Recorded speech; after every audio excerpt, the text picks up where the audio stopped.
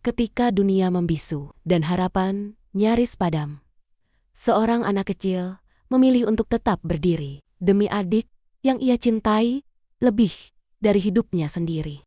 Kisah nyata yang akan menggetarkan hatimu. Sebelum air mata ini jatuh lebih dalam, klik subscribe dan nyalakan loncengnya, karena kisah ini akan mengubah cara kita melihat arti keluarga.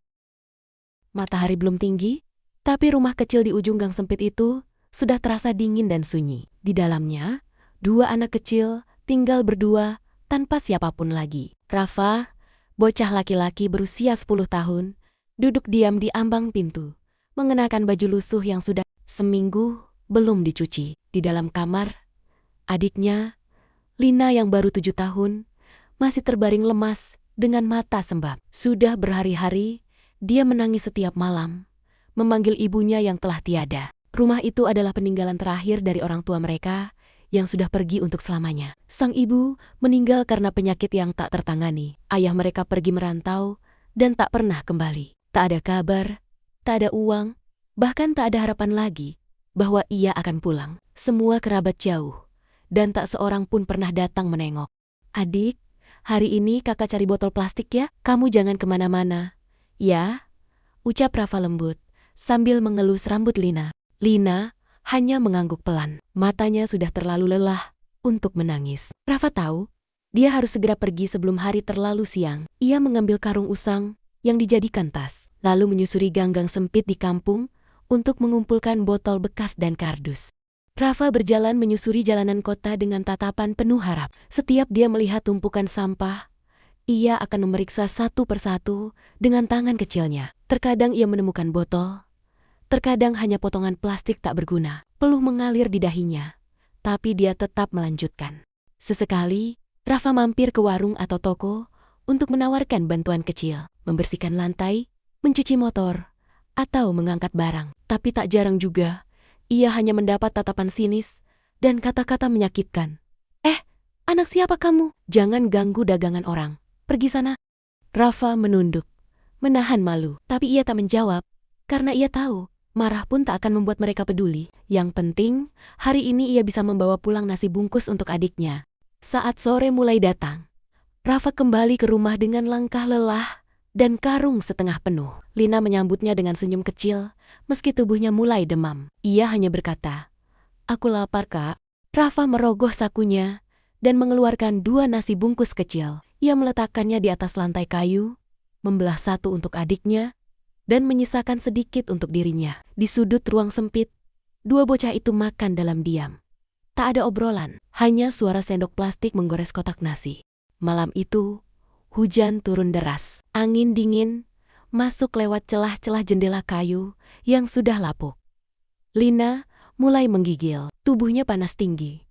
Rafa panik, tak tahu harus bagaimana. Ia mengambil handuk kecil dan membasahinya, lalu menempelkannya di dahi Lina.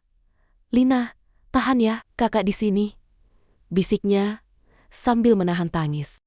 Tapi Lina terus mengigau. Nafasnya sesak, bibirnya mulai membiru. Rafa menggenggam tangan adiknya kuat-kuat, mencoba menenangkan. Tapi dalam hatinya, ia takut, sangat takut. Ia merasa seakan waktu sedang menghukumnya. Ia ingin menjerit, tapi kepada siapa? Jam menunjukkan pukul 11 malam. Rafa menatap langit-langit, lalu mengambil jaket tipisnya. Ia memandangi wajah adiknya sekali lagi, lalu berdiri dengan tekad bulat. Ia membuka pintu rumah dan menembus hujan malam. Langkahnya cepat, tubuhnya gemetar, tapi pikirannya hanya satu. Ia harus menyelamatkan adiknya. Di tengah jalan, ia melihat sebuah toko kelontong yang masih buka. Di dalam, tampak ada susu, obat, dan makanan instan, tapi tak ada uang di sakunya. Rafa berdiri cukup lama di balik tembok, memperhatikan. Hatinya berkecamuk. Ia tahu mencuri itu salah, tapi kalau tidak, bisa jadi adiknya tak selamat hingga pagi. Tangannya mulai bergerak pelan. Ia masuk lewat celah sempit di samping toko. Hujan masih turun ketika Rafa masuk diam-diam ke toko kelontong kecil di ujung gang. Toko itu tak terkunci rapat, karena pemiliknya sedang merapikan stok di belakang. Rafa hanya butuh beberapa detik. Ia mengambil sebungkus susu bubuk dan 1 strip obat penurun panas. Namun saat hendak keluar, kakinya menendang kaleng kosong. Gemerincing? Apa itu? Teriak pemilik toko. Rafa panik. Ia berlari secepat mungkin. Tapi hujan membuat jalanan licin. Belum sempat keluar dari gang, tangannya ditarik keras dari belakang. Pemilik toko, dengan tubuh besar, langsung menampar Rafa hingga ia jatuh ke tanah. Anak maling, dasar pencuri kecil, bentaknya sambil memanggil warga. Orang-orang mulai berdatangan. Rafa dipukul, ditarik bajunya, dituduh macam-macam. Ia menangis ketakutan, tangannya masih menggenggam obat dan susu. Saya cuma mau obati adik saya. Dia demam, saya nggak punya uang, ucap Rafa terseduh-seduh. Tapi tak seorang pun peduli. Wajah-wajah penuh amarah menyelimutinya. Ia digiring ke kantor polisi malam itu juga, dalam keadaan basah kuyup dan gemetar. Di ruang tahanan kecil, Rafa duduk menggigil. Suara rintik hujan masih terdengar dari jendela, berteralis besi. Ia tak bisa tidur. Memikirkan Lina yang sendirian di rumah, dalam keadaan sakit. Pikirannya kalut. Ia menangis diam-diam, memeluk lutut, menggigit bibir agar suaranya tak terdengar. Besok pagi, ia digiring ke ruang penyidik. Wajah petugas polisi yang memandangnya penuh kecurigaan. Kamu mengaku mencuri. Kenapa? Adik saya sakit. Sudah 3 hari. Saya nggak tahu harus bagaimana lagi. Saya takut dia mati, jawab Rafa terbata.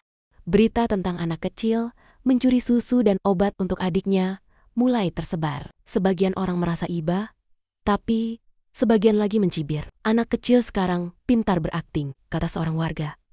Polisi memutuskan membawa kasus ini ke pengadilan anak untuk diproses sesuai hukum. Hari itu, Rafa duduk di ruang sidang anak, mengenakan baju pinjaman dari petugas. Wajahnya pucat, tubuhnya lemas karena semalaman tak makan. Di depannya, duduk hakim perempuan dengan raut serius. Kenapa kamu mencuri? Tanya hakim. Karena saya takut adik saya meninggal. Saya nggak punya uang, nggak punya siapa-siapa. Di mana orang tuamu? Mama sudah meninggal.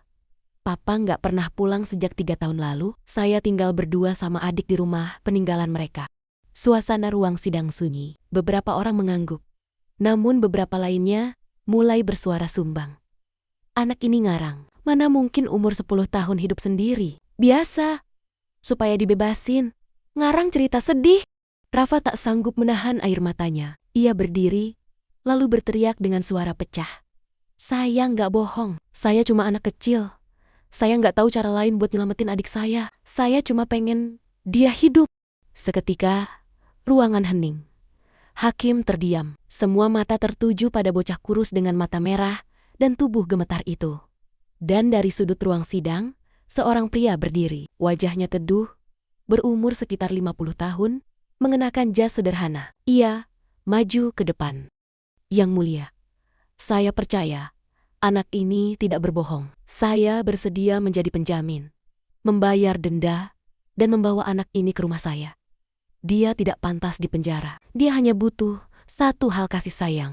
Suasana ruang sidang masih sunyi ketika pria parubaya itu berdiri. Namanya Pak Dimas.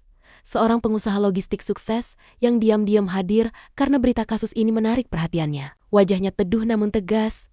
Matanya lembut, menatap Rafa yang masih berdiri kaku di tengah ruangan. Saya Dimas. Yang mulia, saya memiliki perusahaan distribusi barang. Setelah mendengar cerita anak ini, hati saya terusik. Anak ini bukan pencuri. Dia hanya korban dari kehidupan yang terlalu kejam bagi usianya. Ucapnya pelan, tapi penuh keyakinan. Beberapa orang di ruang sidang mulai berbisik. Tak percaya seorang bos besar datang membela anak jalanan seperti Rafa. Tapi Dimas tetap berdiri tegak di hadapan hakim. Kalau saya boleh, saya ingin membawanya pulang. Saya akan jamin kehidupan dan pendidikan dia dan adiknya. Hakim menatap Pak Dimas lama. Ia membuka berkas, membaca kembali kronologi singkat. Lalu dengan suara dalam, ia mengetuk palu. Pengadilan anak ini menyatakan Rafa dibebaskan dari tuntutan dengan catatan ia akan berada di bawah pengawasan langsung dari saudara Dimas. Rafa tak langsung mengerti, tapi saat semua orang bertepuk tangan pelan, ia menoleh ke arah pria yang membelanya, lalu menangis sejadi-jadinya. Rafa duduk di mobil Pak Dimas, matanya terus menoleh keluar jendela. Ia belum bisa percaya, tangannya memegang tas kecil, berisi pakaian lusuh. Di kursi belakang, Pak Dimas duduk tenang, sesekali menatap Rafa lewat kaca. "Rumah kamu di mana?" tanya Pak Dimas. "Gang sempit dekat pasar, rumah kecil warna biru, catnya sudah luntur semua," jawab Rafa pelan. Setibanya di sana, Pak Dimas turun lebih dulu. Ia menatap bangunan reot yang nyaris roboh itu dengan mata berkaca. Dari dalam, terdengar suara kecil merintih. "Kak? Kakak? Kakak pulang?" Suara itu lirih. Rafa berlari masuk. Lina terbaring lemas di atas tikar tipis. Wajahnya pucat, tubuhnya hangat, dan matanya sembab. Ia memeluk kakaknya erat. Tak peduli, baju kakaknya masih basah, dan berkata, "Lina takut, Kak. Kakak jangan tinggalin aku." Pak Dimas berdiri di ambang pintu. Ia melihat semuanya. Atap yang bocor, dinding lembab, lantai penuh debu. Tapi yang paling menghantam dadanya adalah air mata dua anak kecil yang saling memeluk, seperti hanya mereka berdua di dunia ini. Di sudut ruang sempit, Pak Dimas berjongkok. Ia menatap Lina dengan senyum lembut. "Namamu siapa, Nak?" "Lina," jawabnya pelan. "Kamu cantik dan kuat ya. Kamu akan sembuh ya, kakakmu sudah hebat sekali menjaga kamu."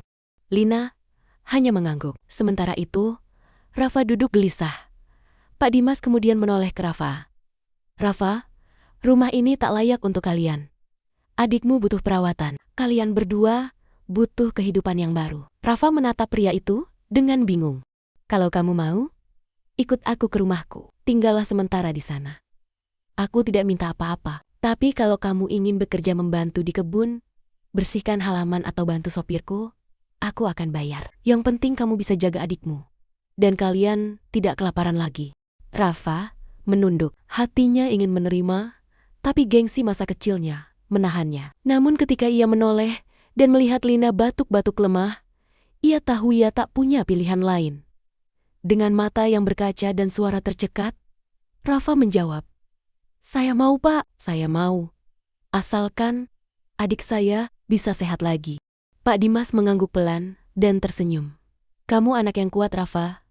Tuhan pasti punya rencana besar untukmu." Pagi itu, Rafa dan Lina berdiri di halaman rumah besar yang tak pernah mereka bayangkan akan mereka pijak. Rumah 2 lantai milik Pak Dimas berdiri megah dengan taman hijau, suara burung, dan pelayan yang hilir mudik.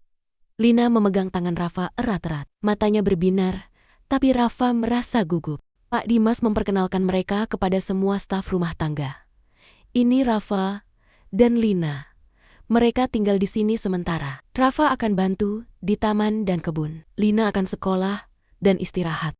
Rafa diberikan kamar kecil dekat gudang, tapi dengan kasur empuk dan selimut hangat jauh, berbeda dari tikar tipis di rumahnya dulu. Lina yang sudah diberi obat demam yang tepat, mendapat kamar bersih dengan lampu tidur berbentuk bintang. Malam itu, Lina tidur nyenyak tanpa demam, untuk pertama kalinya setelah sekian lama.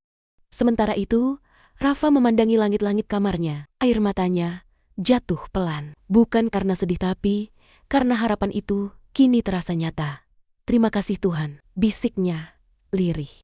Hari-hari Rafa kini diisi dengan menyapu halaman, menyiram tanaman, dan sesekali membantu sopir membersihkan mobil. Ia bekerja dengan senyum, meski tubuhnya lelah. Ia merasa bersyukur. Namun ternyata tidak semua orang menyambut baik kehadirannya. Beberapa pelayan lama mulai bergunjing. Dia cuma anak jalanan, tapi sekarang tinggal di rumah besar. Hati-hati, siapa tahu dia pura-pura baik. Gara-gara dia, tugas kita jadi makin banyak. Rafa mendengar semuanya, tapi ia memilih diam. Ia hanya ingin membalas kebaikan Pak Dimas dengan kerja keras. Namun hatinya tetap perih. Terlebih saat ia diberi tugas paling kotor, sementara yang lain hanya duduk. Suatu hari, saat membawa pot besar untuk taman, Rafa tak sengaja menjatuhkannya. Salah satu pelayan tua berteriak, "Dasar ceroboh. Anak seperti kamu memang gak pantas di sini." Rafa hanya menunduk. Ia ingin membela diri. Tapi suaranya tercekat. Ia merasa kecil. Lagi-lagi, seperti dulu, ia dianggap sampah. Malam itu, Rafa duduk di sudut halaman belakang, menggenggam buku kecil yang ia dapat dari guru SD-nya dulu. Di halaman pertama tertulis, "Kalau kamu tidak bisa menjadi siapa-siapa, Jadilah seseorang yang tidak menyerah. Ia menutup buku itu dan menatap langit. Aku tidak boleh kalah. Demi Lina, demi hidup baru ini. Esok paginya, Rafa bangun lebih awal. Sebelum pelayan lain keluar, ia sudah menyapu teras, membersihkan kaca jendela, menyiram tanaman, dan membantu ibu dapur memotong sayuran. Semua dikerjakan tanpa keluhan. Hari demi hari, ia terus bekerja keras. Pak Dimas memperhatikan diam-diam dari balik jendela ruang kerjanya. Ia melihat anak kecil yang tak pernah mengeluh, yang terus bekerja meski diperlakukan semena-mena oleh para pelayan lain.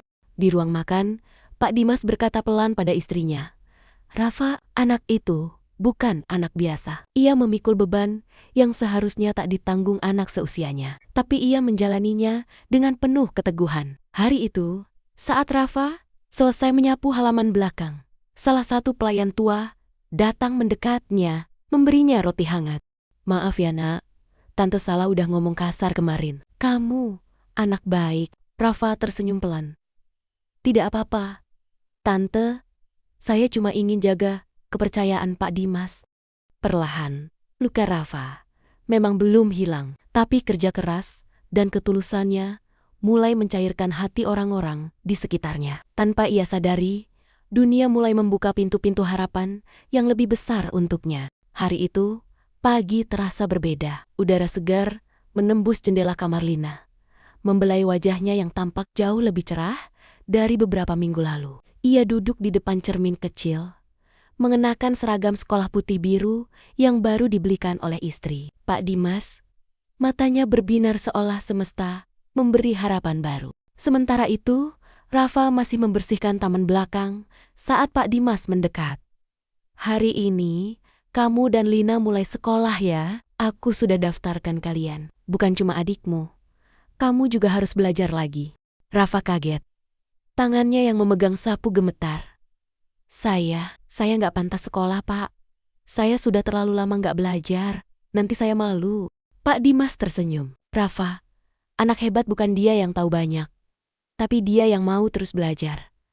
Kamu tidak perlu sempurna, kamu cuma perlu tekad." Hari itu juga, Rafa ikut berangkat ke sekolah. Di sana, ia ditempatkan di kelas penyesuaian. Awalnya ia duduk kaku, tak berani bicara, merasa canggung dengan seragam barunya yang masih kaku. Tapi begitu ia membuka buku tulis dan melihat huruf-huruf sederhana, ia mulai membaca perlahan.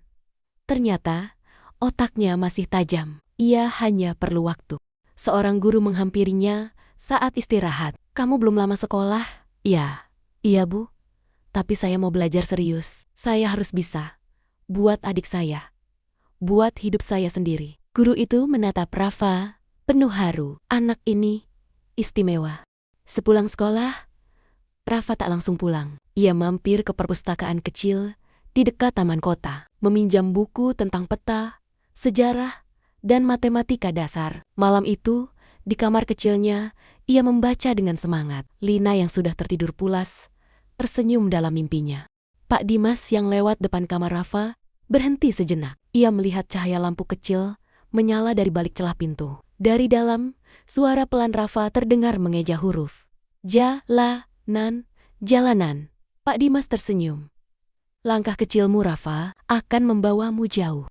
Rafa telah membuka buku masa depan pertamanya dengan tangan yang pernah mencari sampah dan tubuh yang dulu kedinginan di jalan. Kini ia sedang membangun jalan menuju impian huruf demi huruf, peluh demi peluh. Malam itu, hujan turun perlahan. Di dalam kamar sederhana di rumah Pak Dimas, Rafa masih duduk di depan meja kecil yang terbuat dari kotak bekas. Di atasnya, buku pelajaran terbuka. Tangannya menggenggam pensil, menuliskan huruf demi huruf meski lelah mulai menyergap. Lampu tidur berwarna kuning temaram menyinari ruang kecil itu. Di kasur, Lina yang terbangun dan melihat kakaknya di kamarnya masih belajar. Ia turun perlahan, menghampiri Rafa, lalu memeluk punggung kakaknya dari belakang. "Kak," ucapnya, pelan. Rafa menoleh, terkejut, lalu tersenyum. "Kenapa belum tidur, Dik? Besok kamu sekolah loh." Lina memeluk lebih erat, wajahnya menempel di punggung Rafa yang kurus. "Aku senang sekolah, tapi aku lebih senang kalau bisa lihat kakak pakai seragam sekolah juga." Rafa terdiam kalimat sederhana itu. keluar begitu saja dari mulut polos seorang adik kecil yang pernah hampir kehilangan hidupnya membakar dada Rafa. Dadanya menghangat, tenggorokannya tercekat. Ia menunduk, menahan air mata yang mulai menggenang. Selama ini ia berpikir, sekolah bukan untuk anak sepertinya. Tapi malam itu, ucapan Lina seperti sebuah doa, sebuah harapan tulus yang menyayat sekaligus menyemangat. Rafa membalikkan badan, memeluk Lina dengan erat. "Kakak janji, Dik, kakak akan sekolah dengan baik di sekolah kita. Tempati sekarang biar kamu bisa bangga, biar kita bisa sama-sama kejar cita-cita kita." Lina mengangguk sambil tersenyum. "Aku pengen kakak jadi orang hebat, supaya nanti kita bisa bantu anak-anak lain yang kayak kita." Malam itu, di bawah hujan yang mengetuk atap, dua saudara itu berpelukan dalam harapan. Tak ada bantal mewah, tak ada lampu kristal, tapi ada cinta yang besar dan mimpi yang mulai tumbuh dengan sungguh-sungguh. Keesokan harinya, Rafa berdiri di depan cermin. Di tubuhnya tergantung sebuah seragam sekolah warna putih biru baru, bersih dan harum. Ia menatap pantulannya sendiri, lalu menatap Lina yang tersenyum bangga dari tempat tidur. Lina berkata sambil tersenyum, "Sekarang, kakak ganteng banget." Rafa melangkah keluar rumah, mengenakan seragam sekolah dengan dada tegak. Di balik seragam itu, bukan hanya kain, tapi semangat seorang anak yang tak pernah menyerah, yang kini berjalan, bukan hanya untuk dirinya, tapi juga untuk adiknya, dan untuk masa depan yang lebih baik. Hari-hari Rafa di sekolah jadi bahan pembicaraan. Ia bukan anak terpintar, tapi selalu jadi yang paling rajin. Ia datang paling pagi, duduk di barisan depan, mencatat tanpa henti, dan bertanya tanpa malu. Bahkan saat hujan turun deras, ia tetap datang dengan sepatu basah, tapi senyum hangat. Guru-gurunya mulai memperhatikan. "Rafa, kamu punya semangat yang luar biasa," ujar Bu Lestari, wali kelasnya. "Kamu menginspirasi." Pak Dimas yang mendapat laporan dari sekolah semakin yakin. Suatu malam, ia mengajak Rafa duduk di teras rumah. Udara dingin tak menyurutkan obrolan itu. "Rafa, kamu sudah lebih dari sekadar anak yang kutolong. Kamu adalah anak yang membuka mata banyak orang. Aku dan istriku sudah sepakat. Kami ingin jadikan kamu anak asuh kami secara resmi." Rafa menatapnya dengan mata membesar. Saya anak Anda. Secara hukum, iya. Tapi yang lebih penting, kami percaya kamu layak mendapatkan masa depan sebaik siapapun." Rafa memeluk Pak Dimas erat. Tangis bahagia mengalir deras. Dulu, ia dipanggil maling. Kini, ia dipanggil anak. Tahun-tahun berlalu, Rafa kini remaja. Badannya tumbuh tinggi, wajahnya semakin tenang, dan matanya tajam penuh tekad. Ia tak hanya belajar pelajaran sekolah, tapi juga mulai diajarkan oleh Pak Dimas tentang dunia nyata, bisnis, logistik, keuangan, dan manajemen. Di usia 15 tahun, Rafa sudah membantu menyusun laporan pengeluaran gudang di perusahaan Pak Dimas. Ia ikut mendampingi rapat, mencatat pesanan, dan sesekali memberi saran kecil yang membuat semua staf senior tercengang. "Pak, kalau rute distribusi ke wilayah timur dipercepat 2 hari, kita bisa hemat 15% biaya bahan bakar," ujarnya suatu hari. Semua menoleh. Pak Dimas tersenyum bangga. Di rumah, Rafa tetap sederhana. Ia tak pernah minta lebih. Ia hanya ingin adiknya bahagia dan dirinya berguna. Malam harinya, ia tetap menulis di buku jurnal kecilnya. "Jangan pernah lupakan rasa lapar, karena dari situlah kamu belajar menghargai rejeki." Suatu hari, sekolah Rafa mengadakan seminar motivasi. Salah satu pembicara batal hadir. Mendadak, guru-guru menunjuk Rafa untuk menggantikan karena semua tahu dia punya cerita luar biasa. Rafa berdiri di depan ratusan siswa. Dengan suara tenang tapi dalam, ia mulai berbicara. "Nama saya Rafa. Dulu saya pemulung, pernah dicaci, pernah ditangkap karena mencuri obat untuk adik saya. Tapi saat dunia menolak saya, ada satu orang yang percaya, Pak Dimas. Dan sejak itu, saya berjanji saya takkan biarkan hidup saya berakhir di situ." Siswa-siswa terdiam. Beberapa menangis. Guru-guru tertegun. Di akhir pidato, Rafa berkata, "Jangan biarkan masa lalu menghentikan langkah kalian. Biarkan luka menjadi kekuatan, bukan penghalang. Hari itu, Rafa tak hanya jadi siswa, ia jadi inspirasi. Di usia 17, Rafa diberi kepercayaan oleh Pak Dimas untuk membuka usaha kecil di bawah bimbingannya, layanan logistik untuk daerah terpencil. Ia menamai usahanya Panduh Motivasi. Yang ia rekrut pertama kali bukan lulusan universitas, tapi anak-anak muda yatim piatu, korban putus sekolah, dan anak jalanan. Kalian bukan sampah. Kalian hanya belum dapat kesempatan. Di sini, kita belajar bareng, kata Rafa saat hari pembukaan. Bisnis kecil itu tumbuh cepat, bukan hanya karena strateginya cerdas tapi karena hatinya tulus. Pelanggan menyukai pelayanan ramah dan tepat waktu. Banyak yang tak tahu, bos muda di baliknya pernah tidur di lantai rumah bocor dan menangis kelaparan. Kini Rafa digaji tinggi, dihormati, dan tetap rendah hati. Lina, yang kini beranjak remaja, aktif di sekolah, dan bercita-cita jadi dokter. Rafa berdiri di depan kantornya yang baru. Di tangannya, ada map berisi laporan keuangan. Di dalam hatinya, masih ada doa yang sama seperti dulu. Semoga hari ini, aku bisa membuat hidup seseorang lebih baik daripada kemarin. Pagi itu, langit mendung, menggantung di atas desa kecil di pinggiran kota tempat semua cerita Rafa dan Lina bermula. Dua sosok remaja berdiri di depan nisan tua yang mulai pudar tertutup lumut. Di tangan Rafa, ada sebuket bunga segar. Lina membawa foto ibunya mereka. Di bingkai sederhana. Mereka berdiri lama dalam diam. Rafa menunduk. Air matanya jatuh tanpa suara. Ibu, kami datang. Maaf baru sekarang, bisik Rafa lirih. Lina memeluk lengan kakaknya. Kak, ibu pasti lihat kita dari atas sana. Rafa mengangguk. Dulu kita cuma punya rumah reyot, adik yang demam, dan masa depan yang gelap. Tapi, sekarang, aku punya pekerjaan. Aku bisa sekolah lagi. Adik bisa senyum setiap hari. Ia menaruh bunga itu di atas makam, lalu berlutut. Dulu kakak pernah nyuri obat buat adik. Malu banget kalau diingat. Tapi dari situ, Tuhan kirimkan Pak Dimas. Sekarang, kakak berjanji, kakak akan jadi orang yang ngasih obat buat banyak orang, bukan cuma adik, tapi juga anak-anak yang terlupakan. Mereka menghabiskan waktu lama di sana. Tak ada kamera, tak ada tepuk tangan. Hanya dua anak yang menepati janjinya kepada masa lalu. Sebelum pergi, Rafa berkata pelan, kita bukan lagi anak yatim yang ditinggalkan. Kita adalah bukti bahwa anak yang dicintai Tuhan bisa bangkit, bahkan dari puing-puing. Beberapa bulan kemudian, Rafa menerima undangan menjadi pembicara dalam konferensi pemuda nasional. Ia berdiri di panggung besar, mengenakan jas rapi, dengan adiknya duduk di barisan depan. Ratusan pasang mata menatapnya. Ia menarik napas panjang.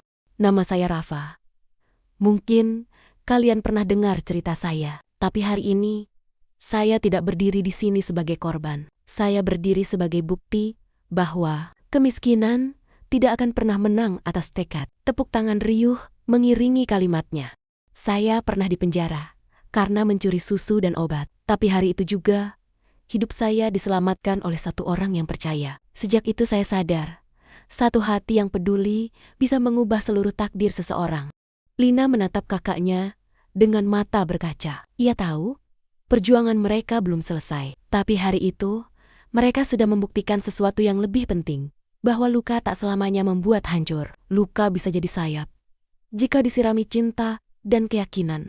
Di akhir acara, Pak Dimas naik ke panggung dan memeluk Rafa di depan semua orang. Aku bangga nak, kamu sekarang bukan cuma anakku. Kamu adalah cahaya bagi banyak anak lainnya. Lina ikut naik, memeluk mereka berdua. Air mata bahagia mengalir di wajah semuanya. Di tengah dunia yang keras dan sering tak adil, ada anak kecil bernama Rafa yang tak menyerah, yang bertahan bukan karena kuat, tapi karena punya alasan cinta untuk adiknya. Kini, Rafa bukan hanya bertahan, ia terbang. Dan ia tak terbang sendirian. Ia membawa mimpi banyak anak lain yang dulu seperti dirinya. Dilupakan, tapi tidak hancur.